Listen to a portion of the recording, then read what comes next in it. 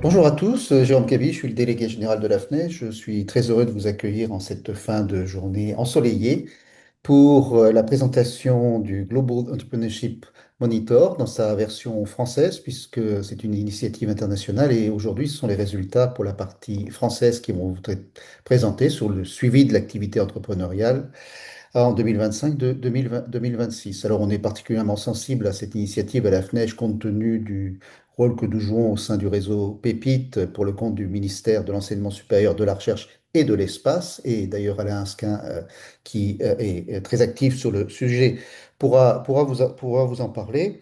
Je voudrais vous remercier l'ensemble des panélistes qui vous seront présentés juste après, ainsi que les partenaires. Tout d'abord, ceux qui ont fabriqué ce rapport pour la partie française, c'est-à-dire Montpellier Management au sein de l'Université de Montpellier et Montpellier Business School et au sein de l'initiative du Lab Entreprendre depuis de nombreuses années, ainsi que les partenaires qui ont soutenu la Fondation MMA pour les entrepreneurs du futur et Montpellier Méditerranée Métropole, ainsi que la FNEJ. Et sans plus attendre, je passe la parole à Karim Messegem pour démarrer ce webinaire sur le fond.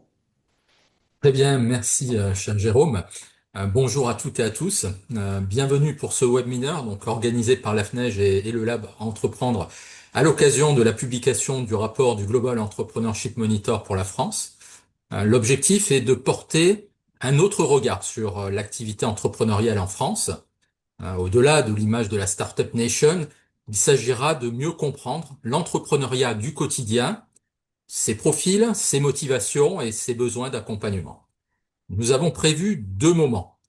Une présentation de quelques chiffres clés issus du rapport et une discussion sur la situation française à travers des regards croisés entre chercheurs et acteurs engagés dans l'accompagnement entrepreneurial, mais aussi regards croisés entre la France et le Canada et en particulier le Québec. Trois questions structureront les échanges. Qui entreprend aujourd'hui? Comment renforcer l'inclusion entrepreneuriale et comment repenser l'accompagnement entrepreneurial? Pour y répondre, nous aurons le plaisir d'accueillir Alain Asquin, coordonnateur national du plan Esprit d'entreprendre, Éric Dangenière, directeur des programmes de la Fondation Entreprendre, Marjolaine Pierrat-Ferraille, déléguée générale du réseau Les Premières, Alice Rosado, directrice générale adjointe de l'ADI, et enfin Étienne Saint-Jean, professeur à l'Université du Québec à Trois-Rivières et responsable scientifique du Global Entrepreneurship Monitor Canada pour le Québec. Tout de suite, je donne la parole à Sophie Casanova et Franck Lache, avec qui j'aurai le plaisir de co-animer ce webinaire. Juste avant qu'ils ne prennent la parole, j'ai oublié de dire une chose. Si vous voulez poser des questions, vous devez le faire dans le chat. Et ces questions seront administrées tout au long du webinaire et pourront pourront être répondues à la fin du webinaire. Et par ailleurs, le webinaire est enregistré et sera sur notre chaîne YouTube d'ici quelques jours. Voilà. Très bien, merci Romain. Alors Sophie, Oui, merci beaucoup. Bonjour à tous. Donc, avant de rentrer dans le détail des chiffres, quelques mots d'abord sur la méthodologie GEM. GEM, donc, est une mondiale. En France, ça correspond à 3839 répondants sur un échantillon représentatif de la population entre 18 et 64 ans. Les enquêtes sont réalisées pour tous les pays à peu près à la même période, entre avril et juin, en utilisant un questionnaire standard qui est fourni par le consortium GEM et qui permet justement cette étude comparative entre les pays. GEM, ça correspond à 25 ans de données, puisque la France participe à l'enquête depuis 1999. Donc, on a fait un choix un peu arbitraire en vous présentant seulement quelques chiffres clés, mais vous pourrez approfondir à la lecture du rapport, bien sûr. Le premier chiffre, c'est un chiffre sur la qualité de l'écosystème entrepreneurial français.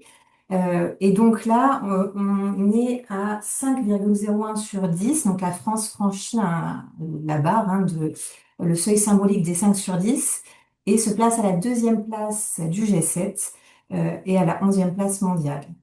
Le deuxième chiffre qu'on a souhaité vous présenter, c'est l'intention entrepreneuriale. Pourquoi? Parce que l'intention entrepreneuriale, c'est quand même un bon indicateur de la dynamique entrepreneuriale sur un territoire. Et ce chiffre est un niveau inédit hein, en France depuis 2021 puisqu'il atteint 19,8%. Il a progressé ces dernières années, ce qui est quand même un signe de regain de confiance sur le territoire. Enfin, le taux d'activité entrepreneuriale, qui est de 11,6%, il est mesuré par GEM par le pourcentage de personnes qui sont engagées depuis au moins 41 mois dans l'activité entrepreneuriale et qui se versent un salaire. C'est quand même important. Donc ça, c'est le taux d'activité entrepreneuriale. Et pour terminer, on a décidé de vous présenter un chiffre. On vient de voir que l'activité entrepreneuriale avait progressé ces dernières années. Mais la vraie question, c'est pourquoi? On voit qu'il y a 48,9% des entrepreneurs émergents qui disent avoir créé leur entreprise pour gagner leur vie, faute d'emplois disponibles. Donc en clair, on bascule d'un entrepreneuriat d'opportunité, c'est celui qui saisit une idée, une opportunité, un marché, vers un entrepreneuriat de nécessité qui répond avant tout à une situation entrepreneuriale fragile. Sur la diapo suivante, on a une représentation plus fine de la qualité de l'écosystème entrepreneurial français par rapport aux pays membres du G7. La France se situe plutôt dans une moyenne haute, même si elle est en dessous de certains pays comme le Canada, par exemple. On y reviendra dans le webinaire. Et sur le radar, on a une appréciation de la qualité de l'écosystème entrepreneurial français à partir de 13 facteurs qui sont mesurés au sein du GEM. Donc, plus la ligne bleue dépasse la ligne rouge, et mieux la France se positionne. Donc, on voit qu'elle est en avance sur certains points, d'après les experts du territoire, notamment sur l'accès au financement, les politiques gouvernementales et les programmes publics de soutien à l'entrepreneuriat. Et par contre, elle est en retrait nettement sur d'autres points, comme la culture entrepreneuriale, le dynamisme de marché ou encore l'enseignement de l'entrepreneuriat au primaire et au secondaire. Donc, je vais laisser la parole à Franck pour la suite sur C'est l'activité et les beau, motivations. merci beaucoup, Sophie. Donc, pour approfondir un peu les données cadres que Sophie a présentées, nous avons choisi de faire un zoom très très rapide sur l'activité et les motivations. Effectivement, nous voyons aussi ici une comparaison de la France par rapport au G7, qui est notre groupe de référence, et dans les taux d'activité entrepreneuriale émergente, donc ceux qui sont dans le projet de créer et qui viennent de créer.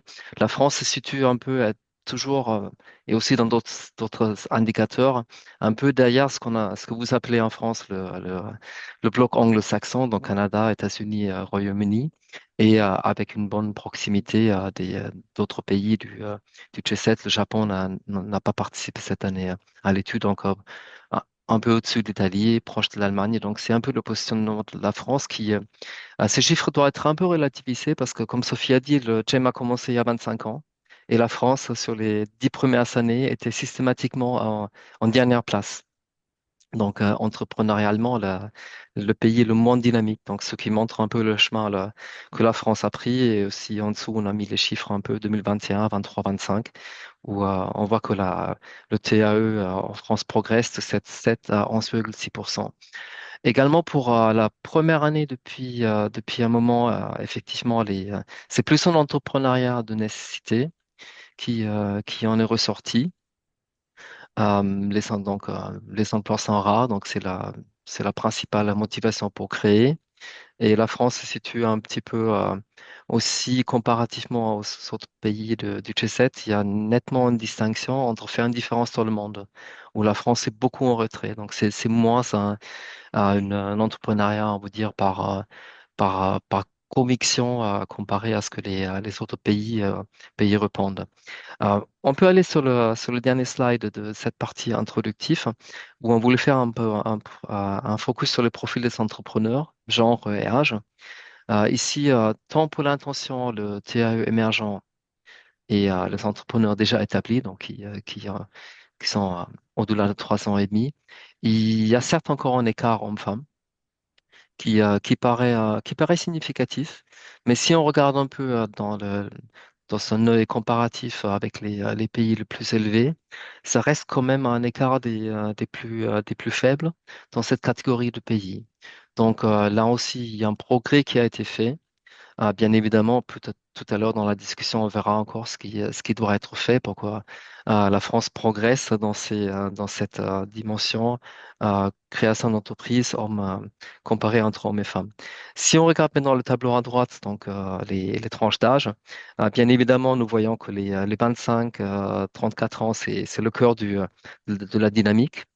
Mais il y a une nouvelle tendance qui apparaît si on regarde plutôt les tranches les plus avancées, les 55-64 ans, qui ont fait une très très forte progression, donc plus que de 7%, euh, contre encore 4%, 4,5% en l'an dernier.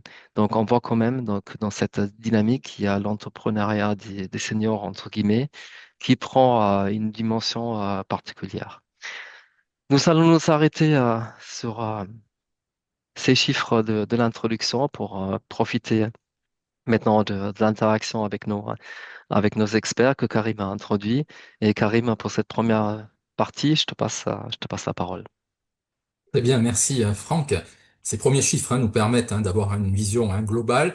Vous pouvez retrouver sur le site du Lab Entreprendre le rapport qui est téléchargeable et l'ensemble des chiffres, et sur le site du GEM Monde le rapport en anglais sur toutes ces informations. Alors sur ce premier temps, nous souhaitions avoir votre regard sur finalement qui entreprend aujourd'hui, quels sont les profils, quels sont les motivations qui amènent un certain nombre de personnes à s'engager dans l'aventure entrepreneuriale. Alors, on a terminé par une statistique autour de l'âge. On voit que la jeunesse, finalement, anime cette dynamique. Qu'en est-il, notamment au niveau de l'enseignement supérieur, Alain? Eh bien, merci, Karim. Oui, on voit que la dynamique, elle est forte auprès de ces jeunes de 25-34 ans, et même, on voit qu'elle est même très forte avant encore cet âge-là. Indéniablement, on a une génération qui aspire à entreprendre, mais de plein de formes différentes. C'est-à-dire je pense il rebrasse beaucoup la conception même de l'entrepreneuriat, avec des formes multiples d'engagement. Et ça, c'est un point vraiment décisif dans le renouvellement même de l'appréhension que nous avons de l'entrepreneuriat. Aujourd'hui, ces jeunes qui veulent entreprendre, oui, ne sont pas obnubilés par cette logique de start-up ou de vision de très forte croissance.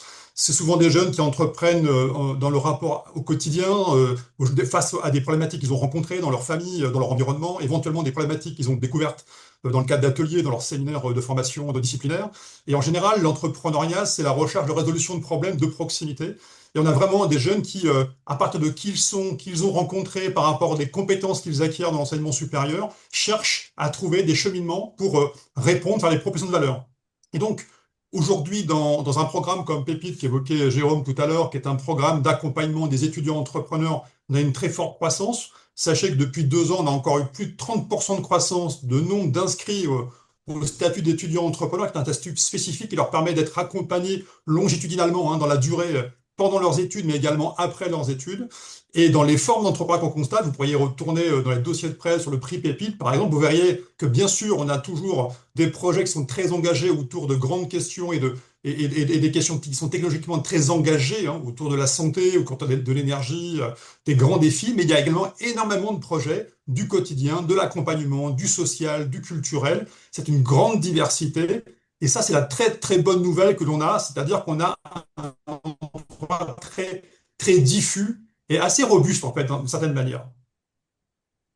Très bien, merci Alain pour ce focus, on va dire, sur la jeunesse. On a vu que dans les motivations, la question de la nécessité était dominante. Alice, et notamment peut-être par rapport au public que vous accompagnez dans le cadre de l'ADI, qu'est-ce que vous observez par rapport à justement cette évolution? Oui, bonjour à toutes et à tous. Alors, peut-être juste en introduction, je resitue l'ADI. Donc, l'ADI, on est une association, l'association pour le droit à l'initiative économique. Donc, on est une association qui existe depuis plus de 35 ans.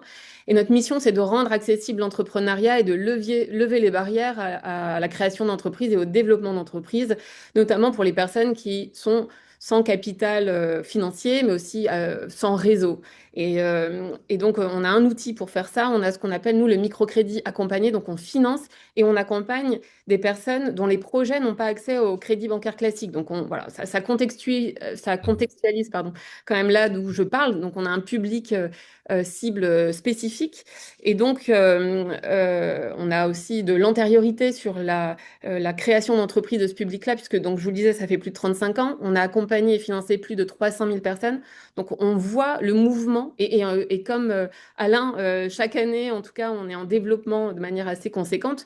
Donc, on voit le mouvement et l'attrait pour l'entrepreneuriat, même pour des personnes qui, jusqu'à présent, étaient sous-représentées dans la création d'entreprises, c'est-à-dire des personnes sans emploi, des personnes avec des faibles qualifications. Nous, on finance et on accompagne aussi des personnes qui sont allocataires de minima sociaux.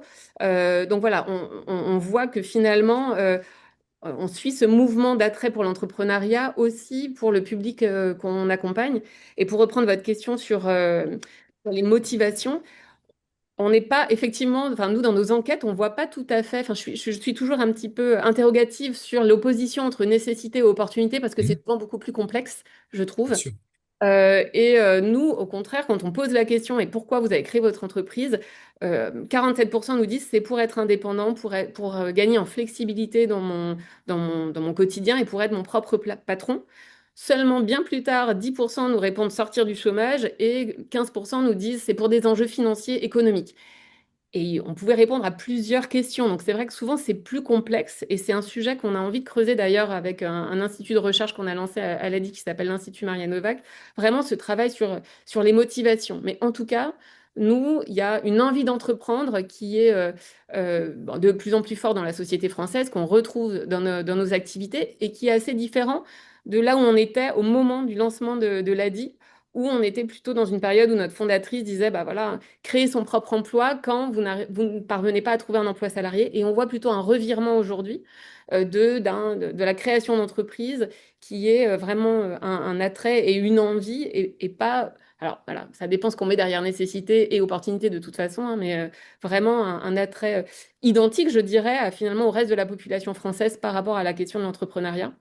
Et juste pour finir cette question-là, dans quoi ils entreprennent, les entrepreneurs qu'on finance et qu'on accompagne, c'est sur des tas d'activités. Ça fait aussi écho à ce que disait Alain, c'est-à-dire à la fois dans du commerce, dans du service à la personne, dans la restauration, enfin vraiment sur des tas d'activités du quotidien, du coin de la rue. Et nous, c'est très important pour nous de mettre aussi en avant, de sortir des représentations, forcément des grands groupes, des startups.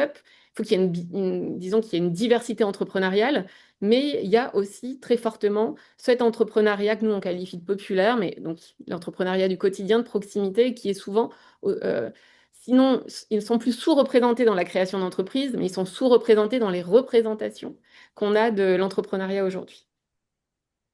Très bien, merci Alice.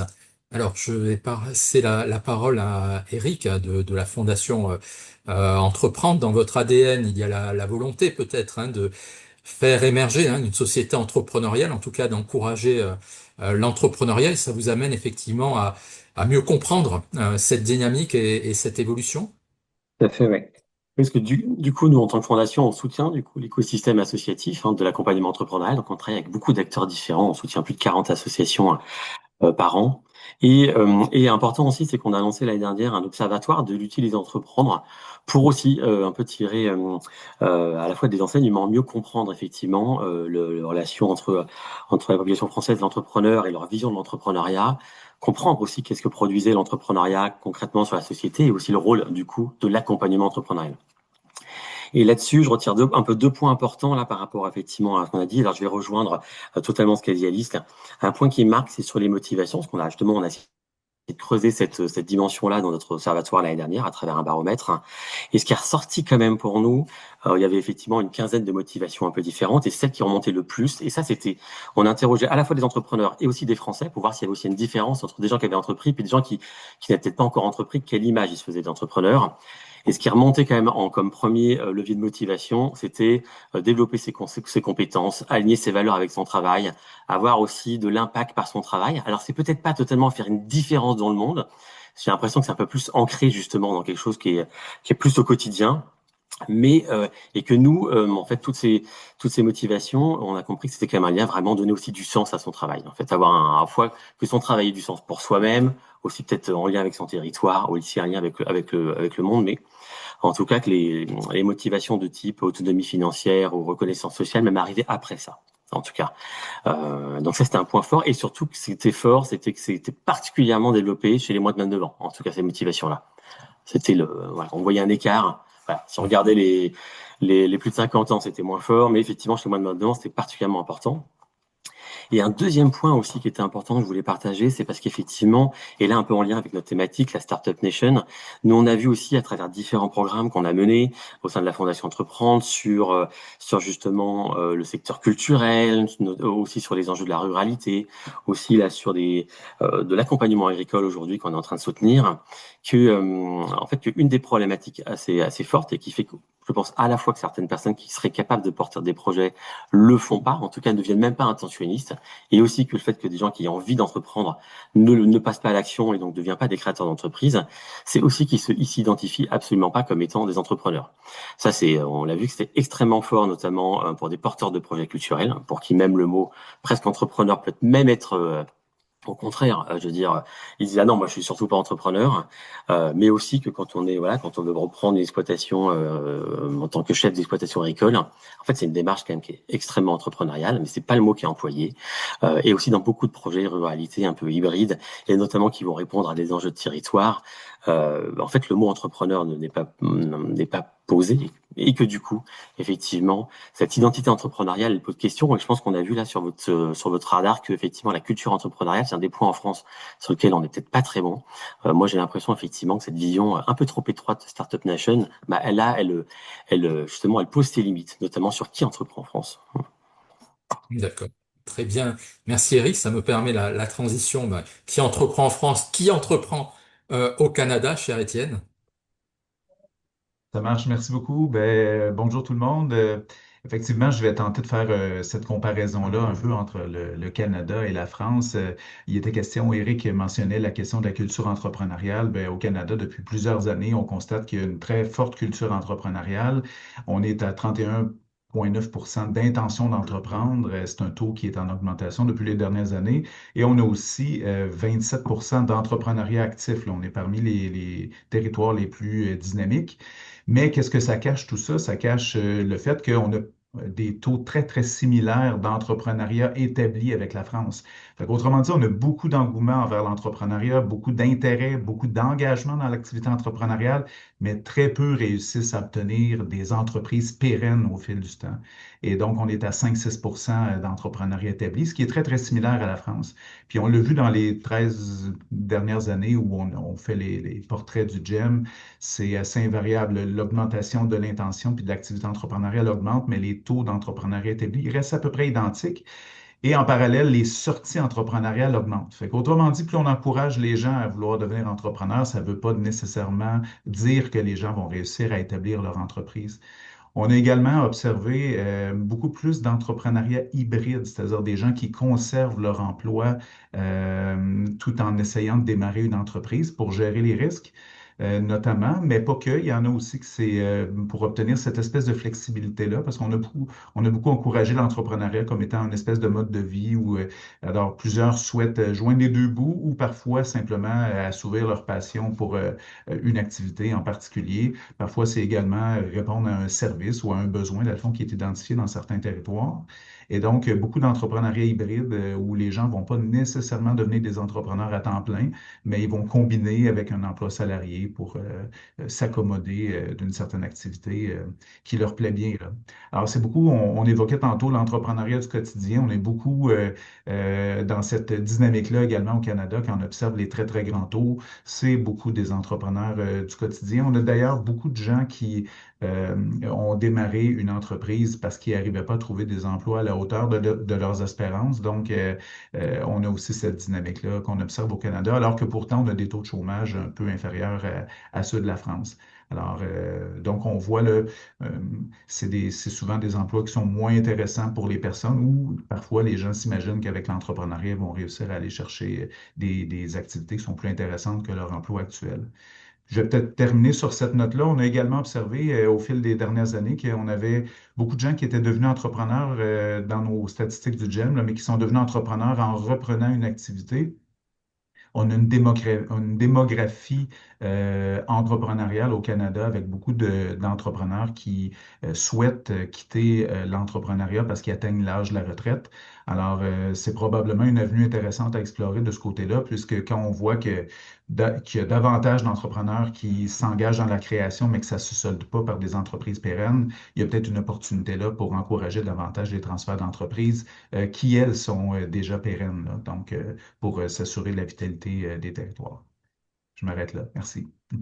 Très bien, merci Étienne. Nous allons donc pouvoir introduire le deuxième temps. Et donc, je donne la parole à Franck. Merci Karim. Un des mots-clés qu'on a entendu maintenant plusieurs fois, c'est diversité. Diversité des profils qui se cachent dans les taux d'activité entrepreneuriale que nous mesurons en France. Donc, qui dit diversité dit aussi dans un deuxième moment inclusion.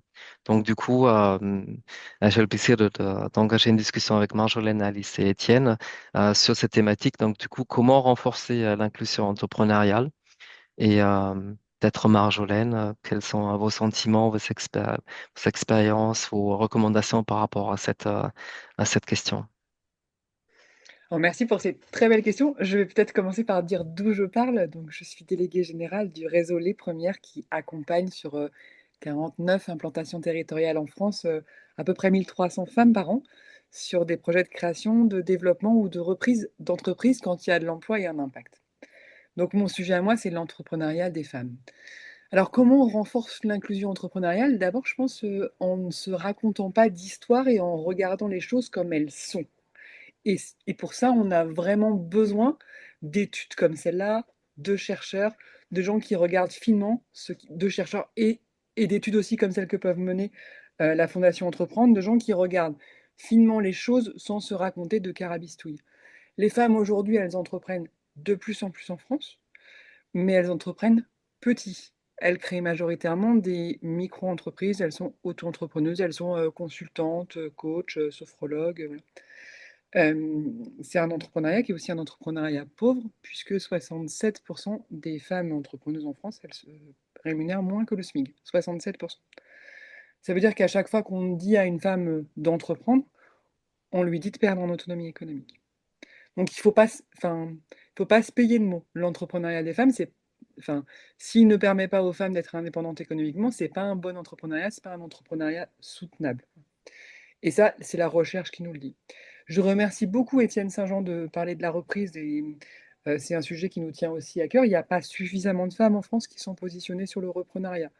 Les femmes, c'est 5% des reprises en France, alors qu'on a besoin de repreneurs. Ça veut dire qu'elles ne sont pas positionnées ni sur les TPE-PME, ni sur la reprise, donc elles ne sont pas positionnées au bon endroit. Donc, première chose pour renforcer l'inclusion, c'est pas se raconter de carabistouille, se dire les choses et regarder vraiment les statistiques, regarder vraiment, enfin, avoir des études qui vont chercher les sujets de fond.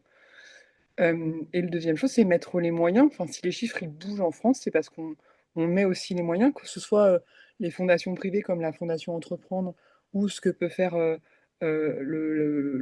l'État ou le public via la BPI France. C'est des moyens qui sont mis sur l'accompagnement des entrepreneurs parce que quand on accompagne un entrepreneur, on augmente la pérennité des boîtes, on augmente la solidité de la boîte, on augmente le nombre d'emplois créés, on augmente le salaire de l'entrepreneuse quand c'est une femme. Et ça, c'est extrêmement précieux pour la société. Et finalement, c'est pas très coûteux pour le public, hein. En France, le réseau, enfin, le soutien à l'accompagnement de l'entrepreneuriat par BPI, c'est à peu près 100 millions d'euros pour 100 000 entrepreneurs, enfin 100 000 créations d'entreprises par le réseau associatif par an. Bah, vous calculez facilement comme moi, c'est pas tellement cher d'accompagner un entrepreneur et ça fait énormément de bien à la société. Merci Marjolaine. Peut-être à Alice, on a déjà parlé un peu des barrières à l'entrée, aussi des soucis de régulation. On sait que la France est un pays très complexe. Et donc, peut-être quelques idées, sur le microcrédit, par exemple, qui pourraient aider à lever ces barrières en, en approfondissant un peu les pistes que Marjolaine a données. Alice. Effectivement, nous renforcer l'inclusion entrepreneuriale, c'est notre ADN, c'est notre cœur de mission. Donc moi, enfin, je vois quatre leviers sur ce sujet-là. Il y a quand même, avant de se développer, même si il y a la question de la reprise, hein, mais disons si on est sur de la création d'entreprise, avant de se développer, il faut créer. Donc déjà, il faut avoir un environnement favorable qui permet la création d'entreprise. Et pour le coup, on pourra y revenir. La micro-entreprise qui, à notre sens, a beaucoup démocratisé la création d'entreprises, qui est, je trouve, souvent stigmatisée, mais il faut rappeler que la micro-entreprise, c'est seulement un régime social et fiscal, après imparfait, mais n'empêche que c'est une entreprise individuelle avec un régime social et fiscal particulier, mais c'est une entreprise individuelle. Et donc, on voit aussi dans les statistiques hein, que la micro-entreprise a permis de démocratiser la création d'entreprises avec plus de personnes qui ont pu se lancer alors qu'elles pensaient que c'était pas pour elles et que c'était quand même un premier pied dans l'entrepreneuriat et ça a effectivement diversifié les créateurs d'entreprises. Donc je dirais qu'il faut favoriser la création. Je rejoins Marjolaine sur le fait qu'il faut aussi soutenir les structures qui accompagnent cette création et qui accompagnent le développement en mesurant les impacts. Elle a dit, on réalise tous les 3 ans des études d'impact sur ce que deviennent les entreprises financées et accompagnées par l'ADI 2 à 3 ans après le financement. Et on a des taux de pérennité à plus de 80% et des taux d'insertion, donc pour les personnes qui auraient arrêté leur entreprise, à plus de 95%.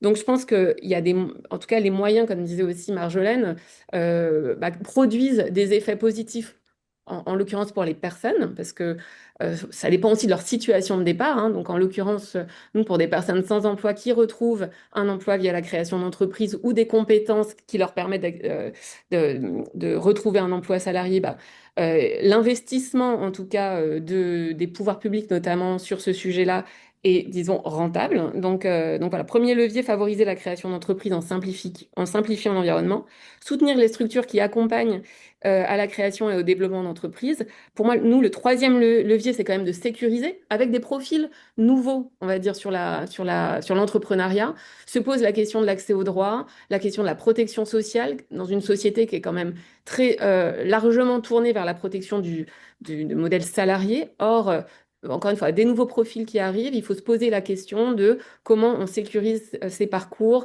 comment on fait en sorte que des protections sociales soient accessibles aussi pour les travailleurs indépendants. Et donc, ça fait un peu le pendant, ce que je disais tout à l'heure, que la micro-entreprise, c'est bien pour créer, comment on sécurise aussi après l'activité et le développement. Et le dernier levier, je dirais que c'est un levier sur les représentations. Et c'est tout l'objet, on va dire, des échanges aujourd'hui. Hein. C'est que dans la représentation, finalement, l'entrepreneur indépendant, enfin, voilà, de proximité, c'est pas vraiment un entrepreneur. On entend souvent, hein, le micro-entrepreneur, encore une fois, n'est pas un entrepreneur. Et ça, évidemment, ça nous hérisse parce que enfin moi j'ai des centaines de profils de micro-entrepreneurs qui créent de l'activité sur leur territoire, du service à la personne, des services aux entreprises, du commerce. Donc on peut pas dire que c'est pas une entreprise. Après comment, pour rebondir sur ce que disait Eric, comment ils se qualifient eux-mêmes, ça c'est peut-être un sujet effectivement de culture entrepreneuriale. Mais enfin en tout cas je pense qu'il y a aussi un travail sur les représentations et la mise en valeur de l'entrepreneuriat un peu ordinaire et qui est utile pour la personne et pour son territoire. On a vraiment, nous, des entrepreneurs qui sont souvent très, très attachés à leur territoire et à pouvoir avoir, bon, alors un impact, c'est un peu galvaudé maintenant le mot, mais enfin, en tout cas, de pouvoir rendre un service aux habitants et à leur territoire. Merci beaucoup à Alice pour cet avis d'expert sur cette dimension. Étienne, j'aimerais bien revenir parce que tu as parlé du reprenariat, donc la transmission d'entreprise, qui est souvent abordée sous son angle économique, mais un peu moins sous son angle de l'inclusion. Donc, quel rôle peut avoir une reprise d'entreprise pour ce qui nous intéresse dans cette partie de la table ronde de l'inclusion? Quelles sont l'expertise, les expériences au Canada? Qu'est-ce que le Canada peut nous apprendre par rapport à cette thématique de la reprise? Oui, ben, merci beaucoup. En fait, sur le plus large au niveau des différences hommes-femmes, on a vu au Canada, il y a quand même beaucoup plus d'hommes qui décident d'entreprendre que des femmes. On a presque 50% plus d'hommes que de femmes. Alors, vous avez des taux en France qui sont beaucoup plus, on n'est pas parité, mais quand même plus proches que ce qu'on observe en termes d'écart au Canada. Et ça se répercute encore de manière plus marquée au niveau du reprenariat. Les statistiques qu'on a nous donnent comme chiffre à peu près, on est à 25%, 26% là, des reprises d'entreprises qui sont portées par des femmes. Puis si on exclut les transferts entre conjoints-conjointes, là, on tombe même à 18%. Fait que c'est vraiment une minorité, si on veut, là, qui est de femmes qui décident de reprendre des entreprises, alors que souvent, c'est une façon quand même importante là, de parfois maintenir la vitalité économique dans certaines régions. Ça permet également de réduire à certains égards les risques entrepreneuriaux, puisque l'entreprise elle a un historique, elle a des clients. Et donc, malgré ça, on voit quand même assez peu de femmes là, prendre la reprise des entreprises. Pour différentes raisons, les experts en transfert d'entreprise ont produit beaucoup de connaissances sur ces aspects-là, notamment parfois les cédants ne voient pas dans les repreneurs potentiels, ne voient pas des femmes nécessairement autant que des hommes. Parfois, c'est une question c'est ça, des entreprises plus manufacturières où les femmes s'intéressent peut-être moins, qui vont chercher certains autres types de commerce. Fait que, il y a plein de facteurs, là, puis je ne vais pas m'allonger là-dessus, mais il y a plein de facteurs qui peuvent expliquer cette situation-là, mais néanmoins, il y a quand même du travail à faire de ce côté-là. Dans les dernières années, notamment au Québec, parce que la vague de démographie touche beaucoup plus l'Est du Canada là, en termes d'intention de céder des entreprises. Donc, il y a eu un certain nombre de programmes qui ont été mis sur pied pour favoriser les transferts d'entreprises. Maintenant, ces programmes-là ne sont pas nécessairement orientés vers les aspects d'inclusion en tant que tels et ils ont même été davantage orientés vers les transferts d'entreprises de 10 employés et plus, ce qui laisse un peu de côté toutes les plus petites entreprises qui ont quand même parfois beaucoup d'intérêt, notamment pour les femmes, entre autres. Et donc, c'est ça, on fait du chemin, on avance, mais il y a encore beaucoup de choses à faire de ce côté-là. Puis je vais peut-être même ouvrir sur un aspect qu'on n'a pas discuté jusqu'à maintenant, mais nous, au Canada, ben, tout comme la France, hein, on est quand même une terre d'immigration. On a au Canada beaucoup plus d'entrepreneuriat porté par des immigrants que des locaux. On a aussi beaucoup plus de chômage chez les immigrants que chez les locaux. Alors, donc, on a beaucoup plus d'entrepreneuriat, disons, de nécessité ou en tout cas, disons, causé par la difficulté à se trouver un emploi sur le marché du travail, qui est un aspect là, qu'on veut creuser davantage au Canada dans les prochaines années, parce qu'on estime que c'est un enjeu important, dans le fond, notamment pour l'entrepreneuriat, mais pas que, là, pour l'inclusion des immigrants dans la société. Fait que, voilà, fait que c'est des enjeux qui sont pour le moment discutés, mais maintenant, c'est ça, on va se concentrer davantage pour obtenir des chiffres dans les prochaines années sur ces aspects-là. Merci Étienne. Ça rejoint aussi très clairement ce que Marie-Jolène et Alice nous ont exprimé. Donc, la perception de l'entrepreneuriat, mais aussi le public, les politiques publiques doivent peut-être plus se rapprocher de la réalité pour effectivement après construire aussi un meilleur accompagnement, ce qui est la thématique de la troisième partie et j'invite Sophie à prendre le relais. Oui, merci beaucoup. Donc, on a parlé de la diversité des profils et donc ça nous invite à nous questionner sur la façon dont on peut repenser l'accompagnement entrepreneurial. Vous accompagnez tous, ou en tout cas, vous côtoyez tous des publics différents par rapport à l'entrepreneuriat. Donc, j'ai envie de dédoubler la question en vous proposant peut-être de répondre à comment on peut repenser l'accompagnement de profils spécifiques et comment on peut repenser l'accompagnement de manière générale. Ou est-ce que vous avez un avis sur la question? Peut-être qu'on peut commencer avec Alain sur notamment Oui, volontiers. les jeunes. Ouais, volontiers. Bah, d'abord, peut-être en vous disant une évidence, mais qui n'est peut-être pas si simple, que d'abord, dans le métier que nous faisons dans l'enseignement supérieur, on accompagne d'abord des jeunes, d'abord des individus ou des collectifs, mais en tout cas des personnes. Et on sait très bien que les projets sont souvent au démarrage les sparring partners, je dirais les espaces d'apprentissage de ces jeunes. Et donc, ces premiers projets, Ils sont pas au cœur de l'évaluation. C'est d'abord la capacité d'apprentissage, l'engagement de ces jeunes, et après le projet, lui, il suivra, il évoluera. Donc d'abord l'accompagnement, ne pas oublier de le centrer sur les individus. Et ce qui m'amène très rapidement à dire que souvent dans l'accompagnement, on voit que pour montrer qu'on a matière à proposer en accompagnement, on sort beaucoup d'expertise, de technicité, d'outils. On oublie que c'est d'abord du mentorat, c'est d'abord au développement de la capacité d'entreprendre, la posture. Ça, c'est vraiment un travail de fond qu'on travaille, enfin, qu'on développe. Et je pense que cette logique-là, elle est présente chez tous ceux qui sont intervenus jusqu'ici, je n'ai pas de doute. Mais on veut vraiment que l'accompagnement se remette au cœur, à l'ouvrage, à travailler sur les personnes qui portent les projets, parce que imaginons que s'ils n'entreprennent pas concrètement dans la séquence laquelle ils sont accompagnés, en fait, ils entreprendront peut-être un peu plus tard, dans un autre moment de leur vie, et à partir d'un patrimoine d'expériences qu'ils auront acquis à ce moment-là. Donc aussi, ça veut dire arrêter aussi de penser forcément l'immédiateté ou de mettre la pression aux gens pour que ça délivre au moment où ils sont accompagnés. Il y a besoin de temps, et c'est des choses complexes, c'est des choses qui renvoient à des choses fondamentalement, là, comme on disait tout à l'heure, un entrepreneur ordinaire, mais parfois ce que vit la personne n'est pas du tout ordinaire. Quel produit peut paraître ordinaire à des gens qui en ont vu déjà passer des dizaines, mais pour celui qui la vit dans son cadre familial, dans sa vie personnelle, c'est une révolution. On sait très bien en entrepreneuriat, ça a été fait par des collègues chercheurs, que c'est ça aussi qu'il faut regarder dans l'entrepreneuriat, la révolution personnelle. Et ça s'accompagne, y compris en respectant les temporalités. Et donc la temporalité, moi, me paraît être le cœur des révolutions dans l'accompagnement. Arrêter de tout délivrer en même temps parce que c'est commode pour les processus qu'on pilote. Et en gros, on envoie des blocs, et ces blocs-là doivent être pris ou pas pris au moment où on les délivre. Il faut être capable de distiller, de répartir, de travailler sur le timing pour que les ressources arrivent au bon moment. Donc il faut déconstruire les processus, et par exemple dans l'enseignement supérieur, dans les programmes PEPIC et dans d'autres programmes, il a fallu se séparer de cette logique séquentielle d'une année universitaire qui a un début, une fin, etc., pour délivrer les ressources en fonction des besoins de ces jeunes. Or, quand vous avez une massification comme on la connaît de l'entrepreneuriat étudiant, il faut être capable néanmoins de pouvoir faire une approche plus individualisée de ces besoins d'accompagnement, d'où le fait d'avoir des réseaux d'acteurs qui vous aident à pouvoir prendre en charge ce volume. Donc c'est une révolution assez globale, et si je la résumerais, enfin, je peux la résumer sur se recentrer sur la personne entreprenante, parce que c'est elle qu'on doit accompagner avant toute chose. Merci beaucoup, Alain. Est-ce que, Eric, c'est quelque chose que vous partagez?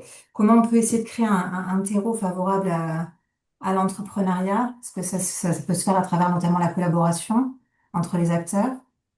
Ouais, je trouve ça hyper intéressant. En tout cas, j'abonde totalement. Je suis très aligné avec tout ce que tu as dit, Alain. Effectivement, nous, on voit que c'est important de sortir aussi de l'accompagnement en visant uniquement sur la dimension projet et création. On voit que l'entrepreneuriat, en fait, c'est aussi une forme de levier sur les compétences, sur la capacité de remobilisation. Donc, par exemple, on mène des expérimentations sur des jeunes en rupture de parcours ou des personnes placées sous main de justice, donc les détenus, notamment sur comment l'accompagnement entrepreneurial peut faciliter leur parcours aussi de réinsertion. Si peut-être qu'ils vont créer, mais après, en fait, dans les sorties positives, c'est aussi comment la posture, les compétences entrepreneuriales, le projet de vie, entreprendre sa vie, ça leur permet aussi peut-être de reprendre un emploi, de reprendre une formation. Ils entreprendront peut-être après, quand ils en seront capables, quand ce sera le bon moment pour eux. Et on voit qu'il y a cette dimension-là, elle est très clé. Il y a une autre dimension là que tu as cité, Sophie, qui est aussi très importante pour nous, c'est effectivement la dimension coopération.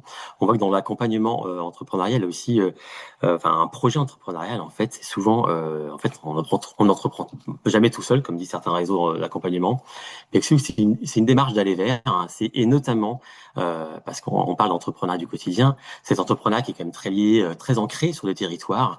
En fait, c'est une forme d'entrepreneuriat aussi qui relie des porteurs de projets, des habitants, des collectivités, etc., d'autres acteurs économiques de territoire.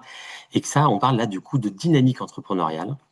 Et nous, ce qu'on voit effectivement et ce qu'on accompagne, c'est effectivement une évolution parfois du rôle de l'accompagnement entrepreneurial qui passe de l'accompagnement d'un projet à l'accompagnement aussi d'une dynamique sur un territoire. Donc comment on regroupe effectivement les acteurs, les parties prenantes du territoire pour créer des écosystèmes entrepreneuriaux qui favorisent l'émergence, la réussite de ces projets entrepreneuriaux. Et notamment, je pense, enfin, on voit que ces écosystèmes un peu entrepreneuriaux sont clés aussi pour favoriser l'inclusion et aussi la pérennité des projets.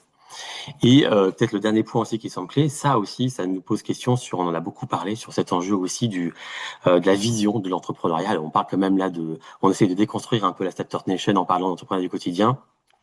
Donc on voit que c'est un frein majeur et je pense qu'effectivement dans l'accompagnement aussi, il y a un rôle clé à jouer aussi sur comment déconstruire cette vision-là et proposer une vision beaucoup plus élargie d'un entrepreneuriat qui a des formes diverses.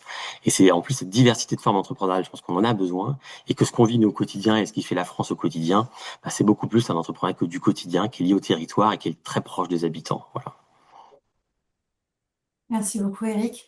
Marjolaine, du coup, avec votre regard sur l'entrepreneuriat féminin, pour vous, ça serait quoi l'enjeu prioritaire en matière d'accompagnement? Alors justement, parce qu'on croit beaucoup en la diversité dont vient de parler Eric, pardon, nous, on ne dit pas entrepreneuriat féminin, Sophie, on dit entrepreneuriat des femmes, parce qu'il y a il y a beaucoup de diversité dans les femmes qui Ok. entreprennent en France. Pardon pour cet aparté. Merci, messieurs, d'avoir rappelé combien c'était important d'accompagner les personnes. Euh, alors, souvent, quand on parle de l'accompagnement des femmes entrepreneuses, on parle des questions de posture et de syndrome de l'imposteur. C'est une partie des freins qui touchent les femmes entrepreneuses, mais moi j'ai tendance à penser que c'est la partie immergée de l'iceberg. Le vrai sujet sur l'entrepreneuriat des femmes, c'est la manière dont on assume sa valeur.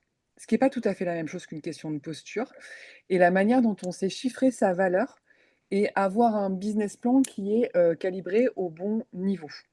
Les femmes, elles ont plus de mal que les hommes à obtenir des financements ou des prêts bancaires. C'est pas lié que au biais des banques ou des investisseurs, c'est lié au fait aussi qu'elles présentent des projets qui sont trop petits, où tout est en dessous de là où ça devrait être. Donc ça rend leur projet moins attractif et moins intéressant. Pourquoi je raconte tout ça? C'est que je pense que l'accompagnement et l'accompagnement humain, l'accompagnement en coaching, il doit porter pour les femmes vraiment sur ces sujets de comment je compte plus grand, comment je donne à mon projet une ambition économique plus forte, avec des chiffres plus hauts. Et ça, c'est très difficile à faire. On le sait aux premières parce qu'on le fait depuis plus de 20 ans. Faire augmenter une, une un prix, donc une estimation de sa valeur à une entrepreneuse, ça prend énormément de temps et il faut utiliser énormément de techniques de coaching et de formation différentes. Mais pour qu'une femme, elle compte, il faut qu'elle compte. Et ça devient les sujets vraiment au cœur des choses et essentiels aujourd'hui, notamment avec le développement de l'IA. Parce qu'on va pas se mentir, les formations d'accompagnement de l'entrepreneuriat à 100 heures, à 150 heures, à 200 heures, à je ne sais pas combien de demi-journées. Pourquoi je ferais ça quand je peux juste demander à une IA, prépare-moi un business plan, prépare-moi un pitch pour mon banquier, prépare-moi un pitch de 3 minutes, donne-moi les meilleurs statuts pour mon entreprise en fonction d'un. Donc toutes ces questions de compétences entrepreneuriales de base qu'on enseigne dans pas mal d'incubateurs, elles deviennent de moins en moins valorisées. Par contre, l'IA qui a un biais, parce que l'IA, elle a les biais qu'on a dans la société en plus fort encore et en accentué parce qu'on sait que l'IA, elle est pas fabriquée par des femmes et des publics en quartier politique de la ville. Bah, l'IA, elle vous dit pas, attention, tu es une femme, je pense que ton business plan est sous-calibré. Attention, tu es une femme, probablement que ton prix de vente est largement en dessous du marché. Attention, tu es vraiment sûr, tu l'as augmenté, mais tu devrais encore l'augmenter. Voilà. Donc, on voit bien là où est la valeur demain de l'accompagnement entrepreneurial. Elle n'est pas dans l'apprentissage de compétences entrepreneuriales au sens strict du terme. Elle est vraiment dans cette lutte contre les biais qu'on peut avoir quand on entreprend et qu'on n'est pas un, un homme start-upper blanc avec des réseaux et une grande école avant. Ok, merci beaucoup. Oui, on n'a pas abordé, c'est vrai, ce sujet dans l'accompagnement des outils hein, qui peuvent nous permettre d'accompagner et ces outils qui sont pas forcément calibrés justement pour accompagner la diversité. Mais c'est bien de le repréciser. Merci. Étienne, peut-être notre témoin canadien. euh, qu'est-ce que ça, comment on peut repenser l'accompagnement? Est-ce qu'on a des enseignements qu'on peut tirer du territoire canadien? Je ne sais pas s'il y a des enseignements à tirer du territoire canadien ou des erreurs à éviter sur lesquelles vous allez pouvoir vous Peut-être. inspirer, mais dans tous les cas, je vais donner peut-être un peu l'exemple de ce qu'on a vécu au Québec dans les dernières années en particulier, parce que évidemment, le Canada, c'est un très grand pays en termes de territoire, puis on a des politiques plus provinciales au niveau du soutien à l'entrepreneuriat, bien qu'il y ait des politiques nationales aussi qui viennent compléter les politiques provinciales. Mais au niveau du Québec, on a eu vraiment dans les dernières années un changement de paradigme où on a eu plusieurs coupures, notamment pour des soutiens de mentorat, par exemple, des soutiens pour l'entrepreneuriat plus développement de l'intention, développement du modèle d'affaires, développement de l'accompagnement de l'individu, justement, ou de l'entrepreneuriat même du quotidien qu'on parle depuis tantôt, pour davantage concentrer sur un entrepreneuriat plus technologique, scientifique, ce qui, par ailleurs, ici au Québec, est beaucoup plus l'homme blanc dans la trentaine technologique. C'est ça. Et donc, ça vient exclure beaucoup de gens, d'une part. D'autre part, c'est que ça amène également, on a tout des soutiens qui sont orientés vers les incubateurs, accélérateurs, avec beaucoup de concurrence entre eux pour avoir les meilleurs cas de succès. Beaucoup de gens aussi qui ne cadrent pas dans cette logique-là d'incubateur, accélérateur avec développement technologique, qui eux se retrouvent plus ou moins bien soutenus, disons ça comme ça.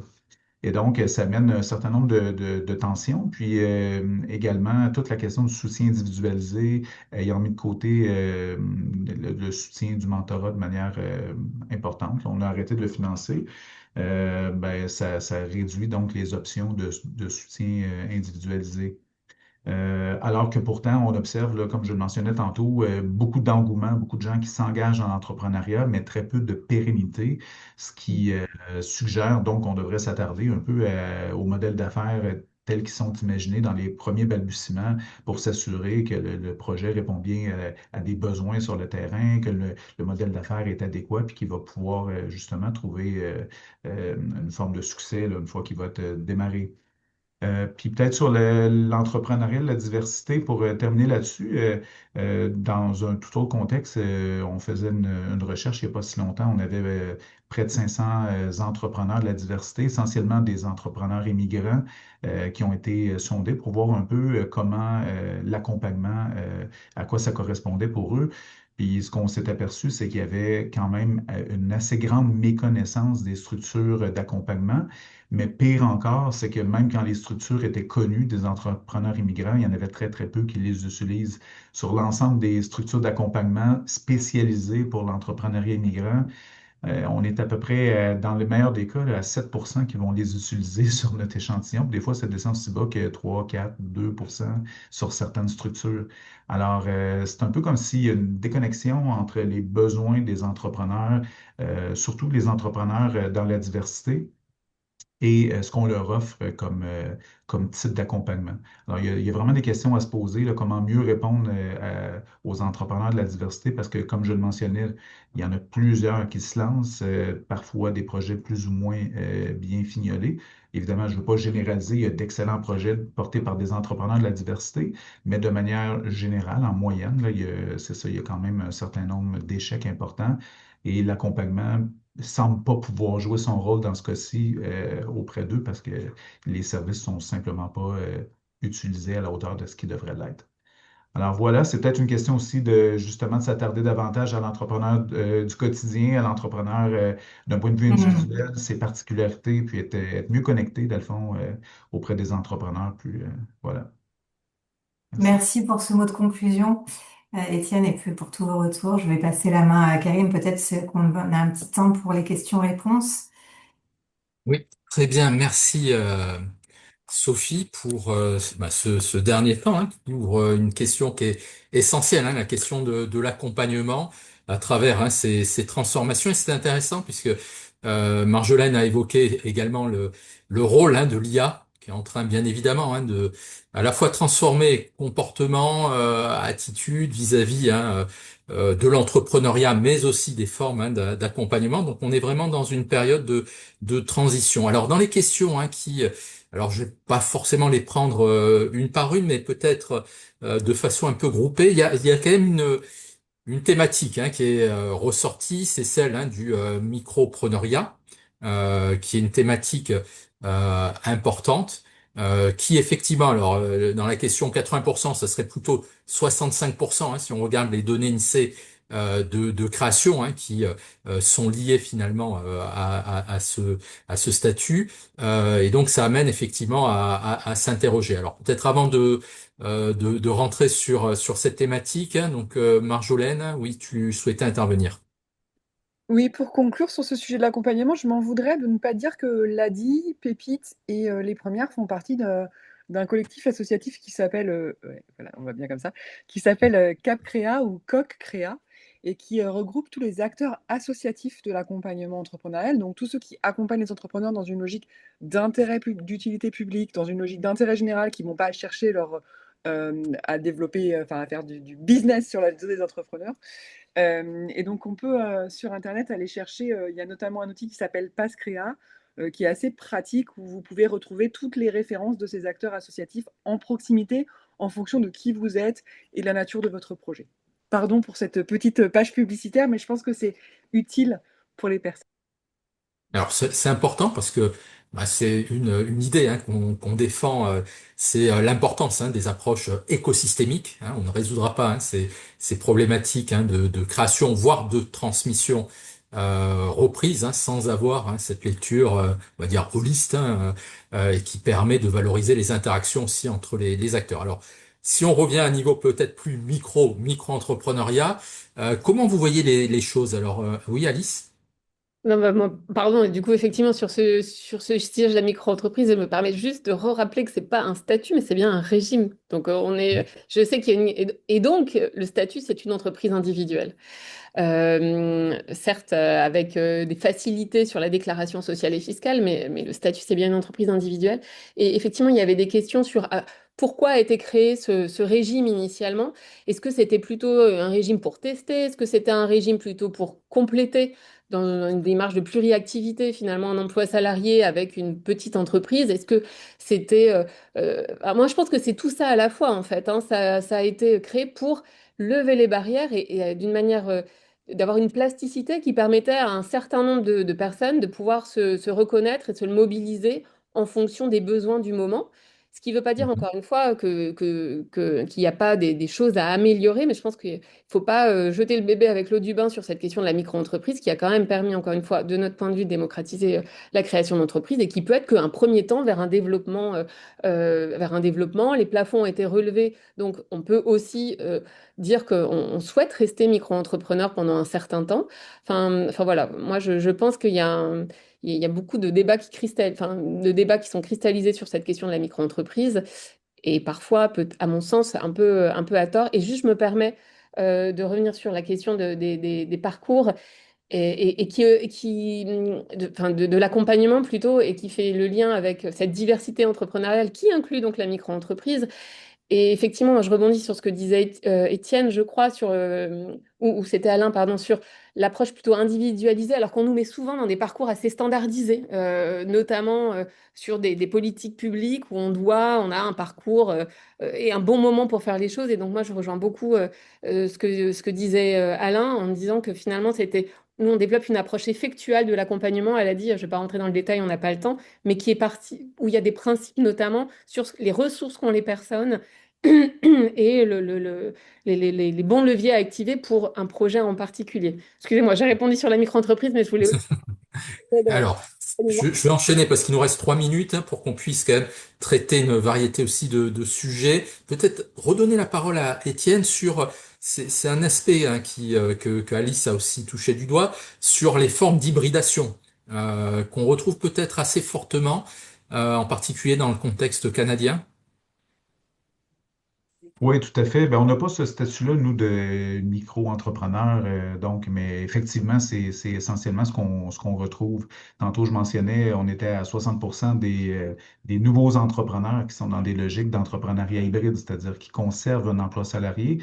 Et même nos derniers chiffres basés sur le GEM laissent entendre que même parmi les entrepreneurs établis, donc ceux que ça fait plus de 3 ans que l'entreprise est opérationnelle, il y a 25% qui sont encore des entrepreneurs hybrides dans des des enquêtes parallèles, on demandait aux gens, dans le fond, c'était quoi leur intention au futur de leur entreprise, puis plusieurs souhaitaient conserver les deux activités. Fait que la pluriactivité, c'est quand même un phénomène excessivement marqué, et donc à ne pas négliger également, là, je pense. Puis ça doit être, j'imagine, assez similaire en France, là.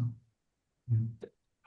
Alors, on avait une question assez intéressante aussi sur le taux d'accompagnement, hein. Je reprends un peu effectivement, hein, depuis une trentaine d'années, on a un développement. CapCrea a été évoqué pour montrer la structuration, la diversité des acteurs. Mais et c'est un chiffre, hein, qu'on a aussi mis en lumière dans le contexte français, c'est à peu près un entrepreneur sur cinq ou sur quatre qui va aller vers l'accompagnement. Donc, à contrario, les trois quarts qui ne vont pas mobiliser ces acteurs de l'accompagnement. Alors, peut-être, Eric, comment tu vois finalement, alors, on peut voir la bouteille à moitié pleine ou vide, hein, sollicitation du monde de l'accompagnement.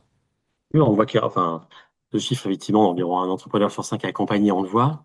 Après, quand même, sur cette dimension accompagnement, effectivement, nous, ce qui est clé, c'est mesurer d'ailleurs au sein de CACREA de voir, en fait, quel impact ça a sur le taux de pérennité d'entreprises qui sont créées. On voit que l'accompagnement a quand même un effet vraiment décisif là-dessus.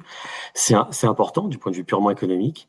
Et je pense que ce qui est important aussi dans l'accompagnement, le rôle aussi de l'accompagnement, alors, tu me diras, ça répond vraiment à la question, c'est de voir aussi, c'est de rendre, et je pense que Lali, ou enfin, Walid, tu seras d'accord avec moi, c'est aussi rendre l'accompagnement accessible, enfin, rendre la démarche entrepreneuriale accessible à des personnes qui en sont éloignées. Parce que c'est sûr que bon, bah, plein de gens n'ont pas forcément, peut-être, ont le bagage culturel, le capital culturel, économique, aussi financier, pour entreprendre les réseaux.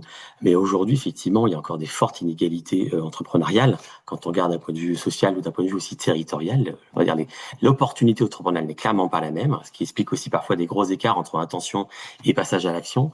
Et ça, cet écosystème dont on parle, de l'accompagnement entrepreneurial d'intérêt général, qui propose aussi l'accompagnement gratuit justement à des personnes qui en sont plus éloignées, en tout cas, et aussi dans des démarches aussi d'entrepreneuriat qui a pour but aussi d'avoir une forme de responsabilité aussi sociale, environnementale, territoriale. Nous, on constate en tout cas, et c'était le but de l'observatoire, c'est aussi de mettre, nous, notre observatoire, c'est de mettre ça en valeur. Comment l'accompagnement, en fait, produit un effet catalyseur sur l'utilité d'entreprendre et en fait sur la création de valeurs multiples de l'entrepreneuriat économique, individuel, territorial, social et environnemental. Très bien, alors alors ça nous permet le point de conclusion, hein, justement, sur ce rapport entre la dynamique entrepreneuriale et le rôle, hein, des acteurs de l'accompagnement. Donc ça permettra peut-être d'ouvrir sur un prochain webinaire sur cette question. Le temps imparti arrive à son terme. Je souhaitais remercier bien évidemment, hein, l'ensemble du public pour la diversité des questions, des réactions que nous avons eues sur le chat. Un grand merci aux panélistes pour la richesse, hein, des témoignages. Et bien évidemment, je remercie la FNEJ, hein, qui a permis de mettre en lumière, hein, cette dynamique et ce rapport que vous pouvez retrouver sur le site, hein, du Lab Entreprendre dans la rubrique GEM, Global Entrepreneurship Monitor. Donc un grand merci pour votre participation. Et donc le webinaire, hein, sera accessible sur la plateforme YouTube de la CNEJ. Tout Je vous à fait. remercie. Merci à tous. Et téléchargement, on va aussi le mettre sur un lien sur le site de la FNEJ pour avoir accès au rapport pour ceux qui n'auraient pas pu le lire encore. Et puis, vous pourrez revoir les débats très riches. Merci à tous et je vous souhaite une bonne fin de journée. Très bien, Au merci. revoir. Beaucoup. Merci. Merci à toutes et à tous.